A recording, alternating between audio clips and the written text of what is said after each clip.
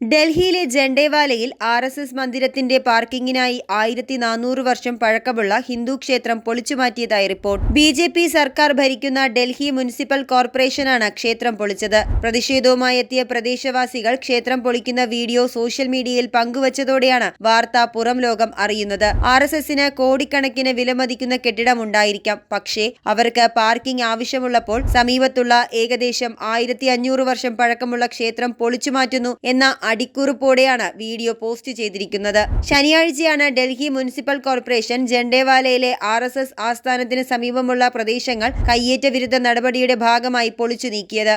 ഏകദേശം 45 ദിവസം മുൻപ് ഒഴിപ്പിക്കൽ നോട്ടീസ് നൽകിയിരുന്നുവെന്ന് ഉദ്യോഗസ്ഥർ പറയുന്നുണ്ട്. നടപടിക്രമങ്ങൾ പാലിച്ചാണ് പൊളിച്ചതെന്നും താമസക്കാർ നേരത്തെ നൽകിയ നിർദ്ദേശങ്ങൾ പാലിച്ചില്ലെന്നും കോർപ്പറേഷൻ അധികാരികൾ പറഞ്ഞതായി റിപ്പോർട്ടുണ്ട്. ഓപ്പറേഷനിലുടനീളം ഡൽഹി പോലീസ് ഉദ്യോഗസ്ഥരെ സ്ഥലത്ത് വിന്യസിച്ചിരുന്നു. അതേസമയം പൊളിക്കുന്നതിന് മുൻപ് തങ്ങൾക്ക് മതിയായ അറിയിപ്പ് നൽകിയില്ലെന്നാണ് പ്രദേശവാസികൾ പറയുന്നത്.